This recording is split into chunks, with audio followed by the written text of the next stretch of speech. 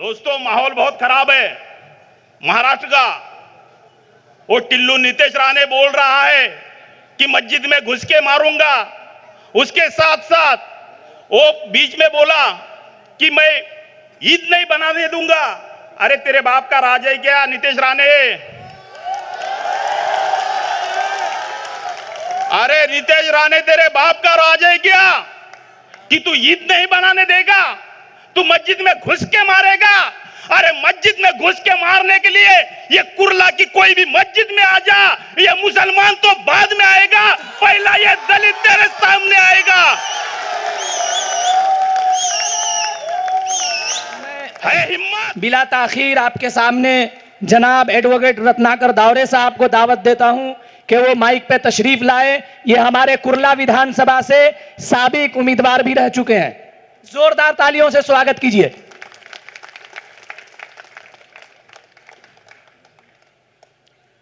विश्वाला शांतीचा संदेश देणारे महाकारुणी तथागत गौतम बुद्ध या महाराष्ट्राचे आराध्य दैवत छत्रपती शिवाजी महाराज, या देशाचे पहिले समाज सुधारक महात्मा ज्योतिबा फुले, ज्यांच्या संविधानावरती गाव, तालुका, जिल्हा चालतो, असे संविधान निर्माते डॉक्टर बाबासाहेब आंबेडकर यांच्या विचारांना विनम्र अभिवादन करतो। ऐसा कोई कंपल्शन नहीं है कि ये मंच से सिर्फ मुसलमान बोलना चाहिए, इस पार्टी में सिर्फ मुसलमान ही होना चाहिए, ऐसा कोई कंपल्शन नहीं है मेरे भाइयों। पिछले 10 साल से मैं ये पार्टी में जुड़ा हूं। पिछले 10 साल से ये पार्टी से जुड़ा हूं। मैं यहां का लोकल हूं। मैं भी ये इलेक्शन लड़ना चाहता था, लेकिन मेरी बहन आसमा शेख को टिकट दिया। मुझे कई बार कुछ भी लोगों ने बोला कि आप अपक्ष लड़ो, आप ये पार्टी से लड़ो, लेकिन मेरी पहली पार्टी एमआईएम थी। आज भी मैं एमआईएम हूं, कल भी मैं एमआईएम में रहूंगा। मुझे टिकट दे या ना दे, मैं पार्टी नहीं छोड़ने वाला हूं। मेरे दोस्तों, मेरी बहन है आसमा शेख, तो मैं यहां पे लोकल हूं। ये कुर्ला विधानसभा में जो भी प्रॉब्लम है वो सब मुझे मालूम है।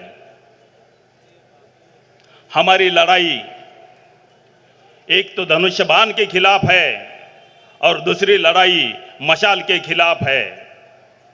यहां पे दोनों शिवसेना के खिलाफ हमारी लड़ाई है।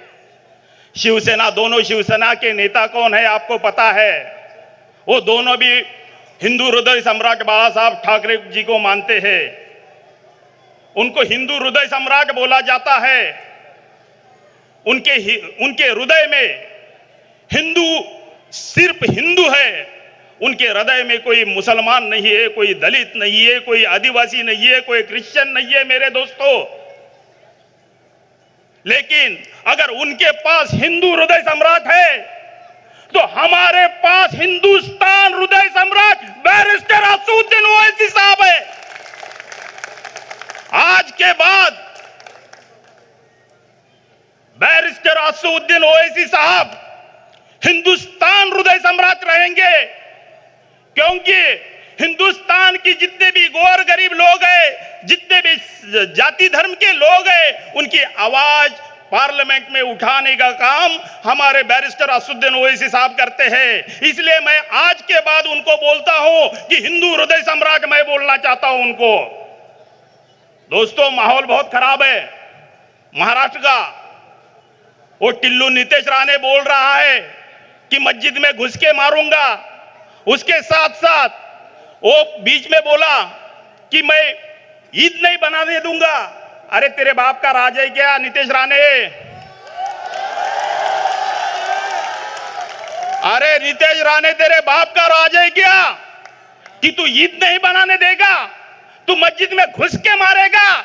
अरे मस्जिद में घुस के मारने के लिए ये कुर्ला की कोई भी मस्जिद में आ जा, ये मुसलमान तो बाद में आएगा, पहला ये दलित तेरे सामने आएगा।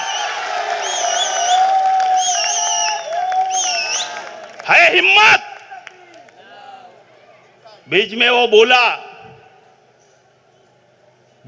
बोला कि ईद नहीं मनाने दूंगा। अरे तेरा बाप भी नहीं रोक सकता है हमको ईद मनाने से। 2014 में तेरा बाप मालवन से हरा था, कुड़ा से हरा था।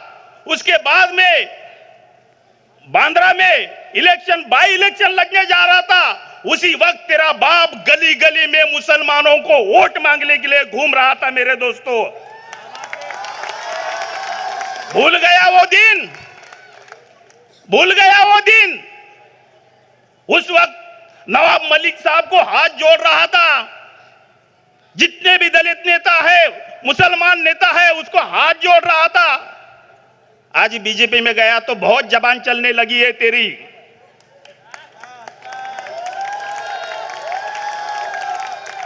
अभी फिलहाल एक मनसे का भोंगा चालू हो गया। वो बोल रहा है अगर मेरी सरकार आएगी तो एक दिन में भोंगा हटा दूंगा, मस्जिद में जितने भी भोंगे हैं वो हटा दूंगा। अरे तेरी सरकार क्या, तू पीएम बनने के बाद भी मस्जिद के भोंगे तो हटा नहीं सकता है हिम्मत? ना तेरी सरकार आएगी ना भोंगे हटेंगे। वो भोंगे जैसे है वैसे ही रहेंगे, चाहे नरेंद्र मोदी हो, चाहे कोई भी हो, अरे बीजेपी हो, अरे चाहे शिवसेना हो, सरकार किसी की भी हो, भोंगे हटेंगे नहीं और हटना नहीं चाहिए मेरे दोस्तों। और बहुत बातें करते हैं। यहां पे मनीषा मोरजकर यहां पे कैंडिडेट है मशाल की, मंगेश कुड़ाकर है धनुष्य बाण के। मंगेश कुड़ाकर ने साहब ने एक बार मराठी बहनों को नचाया, गौतमी पाटिल को, उनका मन नहीं भरा। उसके बाद में ये दोनों भी एक ही सिक्के के दो पहलू है, क्योंकि ये दोनों ने मिलके जो कुरैशी नगर का रास्ता है, तभी ये दोनों एक ही थे। एक आमदार था, एक नगर सेवक था, दोनों ने मिलके कुरैशी नगर का रास्ता रोका था। लेकिन मैं आपको वादा करता हूं, आसमा मैडम, जिस दिन आप एमएलए बनेगी उसी दिन मैं पहला हथौड़ा लेके वो दीवार तोड़ूंगा मैं, और कुरैशी नगर के लिए रास्ता पूरा खुला कर दूंगा मैं। अगर मेरे ऊपर केस करना है तो कर सकते हो, मैं केस को डरता नहीं, क्योंकि मैं वकील हूं। मुझे पता है कौन से कलम लगते हैं, क्या केस होती है, ये सब मुझे पता है। यहां पे जितने भी पुलिस वाले हैं, बहुत सारे पुलिस वाले मुझे पहचानते हैं। देखो, बहुत सीरियस मामला है, क्योंकि यहां पे हमारे कुछ मुसलमान भाई, कुछ दलित भाई, उनको बहकाया जा रहा है। उनको ये बोला जा रहा है कि आप एमआईएम को वोट देंगे तो बीजेपी जीतेगी।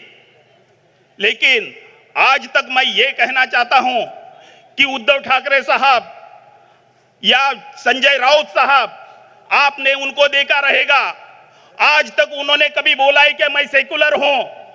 वो कभी नहीं बोलते कि हम लोग सेक्युलर है। उनको जब भी सवाल पूछते हैं तो वो बोलते हैं कि हमारा हिंदुत्व अलग है। अरे कैसा हिंदुत्व अलग होता है? हिंदुत्व तो एक ही होता है ना। क्या हमको गुमराह करने की कोशिश कर रही है ये कुर्ला विधानसभा ने वर्षा गायकवाड़ को जीत के दिया, वर्षा गायकवाड़ को एमपी बनाया। सब मुसलमानों ने भर भर के वोट दिए और इसीलिए वर्षाताई गायकवाड़ आज एमपी बनी है। मैं वर्षाताई गायकवाड़ को बोलना चाहता हूं, मुस्लिम धर्म का रिस्पेक्ट करता हूं, इसलिए 3 बार मैंने मेरा स्पीच रोका। मैं मुस्लिम धर्म का रिस्पेक्ट इसलिए करता हूं कि वो मेरे धर्म का रिस्पेक्ट करते हैं, इसलिए मैं मुस्लिम धर्म का रिस्पेक्ट करता हूं। मैं वर्षाताई गायकवाड़ की बात कर रहा था। मैं ये मंच से वर्षाताई गायकवाड़ को बोलना चाहता हूं, वर्षाताई गायकवाड़, आप कुर्ला में इंटरफेयर मत करो। अगर कुर्ला में आप इंटरफेयर करोगी तो फिर नेक्स्ट टाइम आप एमपी के एमएलए भी नहीं बनोगी। आप बनिए ना एमपी, ये सब मुसलमानों की वजह से एमपी बनी हो। मुझे मालूम है, मेरे पास सब कुछ काउंटिंग है। जितने भी मुसलमान हैं उन्होंने आपको भर भर के वोट दिए हैं, इसीलिए आप एमपी बनी है। आज आप हमारा खाना खराब मत करो, हमारे बीच में मत आओ। ये दोनों भी पॉलिटिकल पार्टियां, दोनों भी शिवसेना, ये से कोई सेक्युलर पार्टी नहीं है। ये उद्धव ठाकरे कोई सेक्युलर नहीं है, वो जो संजय राउत कोई सेक्युलर नहीं है। संजय राउत के बारे में मैं बोलना चाहता हूं कि संजय राउत को कोई पत्रकार सवाल पूछता है तो वो सवाल का जवाब कम देते हैं, लेकिन उनकी मुंडी ऐसी हिलती है, ऐसी हिलती है, ऐसी हिलती है, ऐसी हिलती है, उनकी खाली मुंडी हिलती है। वो सुबह का 9 बजे का भोंगा है, संजय राउत साहब का भोंगा चालू होता है। आप हर दिन 9 बजे टीवी खोल के देखो, चैनल खोल के देखो, उनका भोंगा चालू रहता है। कुछ भी अनाम शनाम बोलना चालू कर देता है। मैं वर्षा गायकवाड़ को ये बोलना चाहता हूं कि कुर्ला में आप इंटरफेयर मत करो, कुर्ला में आप मत आओ। हमारी पार्टी ने गलती की है कि मैं पार्टी को मैं बोलना चाहता था कि आप धारावी में एमएलए लड़ाओ, क्योंकि धारावी में अगर एमएलए हम लोग लड़ते थे तो वर्षा गायकवाड़ यहां पे आती नहीं थी। मेरे दोस्तों, हमने आपको सपोर्ट किया ना वहां पे, वर्षाताई, हमने आपको सपोर्ट किया है वहां पे। हमने कैंडिडेट नहीं दिए आपके लिए, आप यहां पे मत आओ। मैं आज भी आपको वार्निंग दे रहा हूं वर्षा गायकवाड़ ताई, क्योंकि ये दोनों भी पॉलिटिकल पार्टियां, दोनों भी शिवसेना की पार्टियां आज कल एक हो सकती है। क्योंकि आपको पता है कि उद्धव बाला साहब ठाकरे ने जो बीजेपी का दामन छोड़ा, क्यों दामन छोड़ा? किसी मुसलमान के इश्यू पे दामन नहीं छोड़ा है, किसी दलित के इश्यू पे दामन नहीं छोड़ा है, किसी स्टेट गवर्नमेंट के इश्यू पे दामन छोड़ा है। उन्होंने दामन छोड़ा है, सिर्फ उनको सीएम 2.5 साल का सीएम पद नहीं दिया, इसलिए उन्होंने दामन छोड़ा है। अगर कल बीजेपी वाले बोलेंगे उद्धव ठाकरे साहब आप हमारे पास आ जाओ, 2.5 साल का हम आपको सीएम बनाते हैं, उद्धव ठाकरे साहब तुरंत वहां पे जाएंगे। उनसे सावधान रहो। आज भी अमित शाह और उद्धव ठाकरे साहब की मीटिंग होती रहती है। आज भी वो आज एक है, ये खाली दिखावा कर रहे हैं कि हम एक नहीं है। ये खाली दिखावा कर रहे हैं कि हम उनके विरोधक है। वो कभी विरोधक नहीं हो सकते हैं, क्योंकि वो दोनों भी हिंदुत्ववादी पार्टी है और हम लोग को गुमराह कर रही है। आज कुर्ला विधानसभा में बहुत सारे मुसलमान मशाल का काम कर रहे हैं। मैं उनको पूछना चाहता हूं कि भाई, जब भी पार्लियामेंट में वक्फ अमेंडमेंट बिल पास हो रहा था, ये जो एमपीज थे उद्धव ठाकरे के, वो बीजेपी को सपोर्ट करने के लिए ये पार्लियामेंट छोड़ के बाहर गए थे, तभी आपने उनको सवाल क्यों नहीं पूछा? ये लोग अपने फायदे के लिए मशाल का सपोर्ट कर रहे हैं, बाकी इनका कोई इंटेंशन नहीं है। इनको पैसा मिला है, उद्धव ठाकरे साहब से पैसा मिला है, कैंडिडेट से पैसा मिला है, इसीलिए ये लोग मशाल का काम कर रहे हैं। मेरे दोस्तों, ऐसे लोगों को आप जाके पूछो भाई, जब भी ये आपके उद्धव ठाकरे साहब, उनके पिताजी बाला साहब ठाकरे साहब, उन्होंने ओपन बोला था, अगर बाबरी गिराई होगी, मेरे शिव सैनिक ने गिराई होगी तो मुझे गर्व है, ऐसा बोला था क्या नहीं बोला था? मेरे दोस्तों, बोला था क्या नहीं बोला था? मैं आपको सवाल पूछ रहा, बोला था ना? अरे जिसने अपनी बाबरी शहीद किए उनको आप कैसे वोट दे सकते हो? और जो भी वोट मुसलमान उनको देगा वो सच्चा मुसलमान नहीं हो सकता है। मेरे दोस्तों,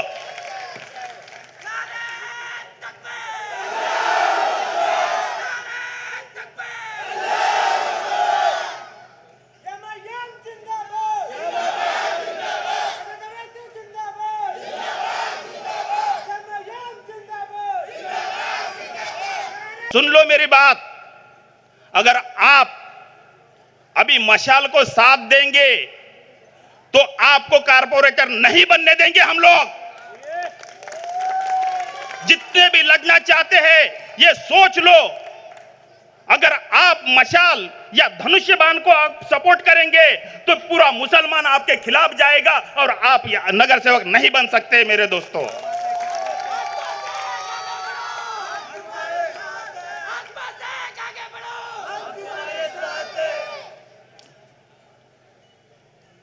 बाला साहब ठाकरे में उनके बारे में क्या क्या बोलूं मैं। उन्होंने कितने बार मुसलमानों को लांडा बोला है, बोला है क्या नहीं बोला है मेरे दोस्तों?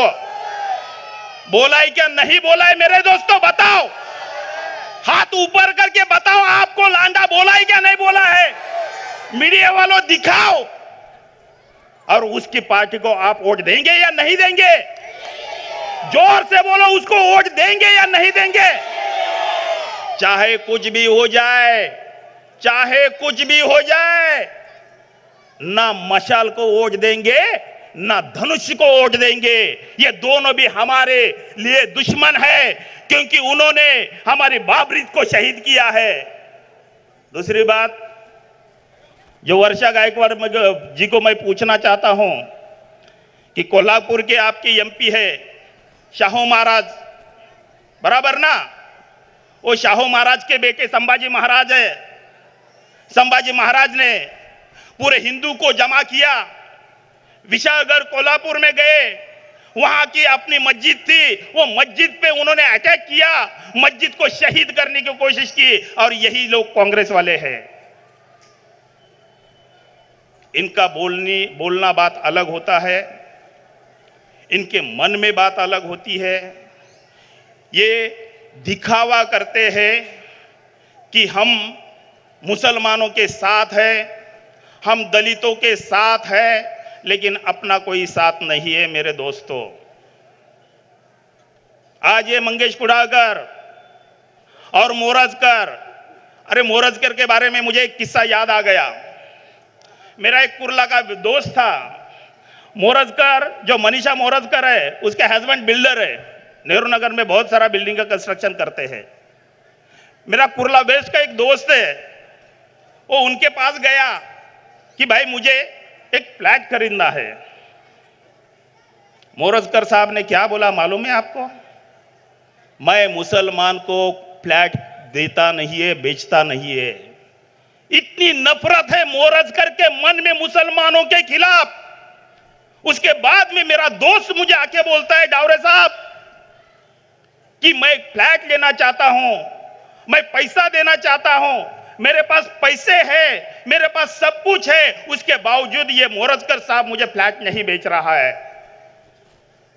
तभी मोरजकर साहब बोले थे कि चाहे कुछ भी हो जाए, ये नेहरू नगर में मुसलमानों को रुकने नहीं दूंगा, ये नेहरू नगर में मुसलमानों को फ्लैट खरीदने नहीं दूंगा।